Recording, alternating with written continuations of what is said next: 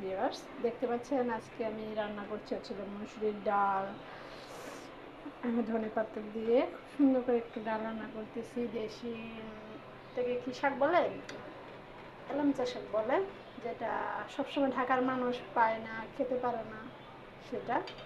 আর হচ্ছে গিয়ে আমি রুই মাছ রান্না করবো। এটা হচ্ছে দেশি রুই মাছ, যেটা মনে করেন টাটকা নগদ ধরে আনা মাছ, সেটা আমি রান্না করবো। এটা রান্না করবো হচ্ছে আলু দিয়ে, আর আলু দিয়ে রান্না করবো। আমি শাক রান্না করার পর এটা বসাবো। দেখতে পাচ্ছেন কত সুন্দর শাকটা, অনেক সুন্দর, আপনাদের খেতেও অনেক অবশ্যই ভালো লাগবে।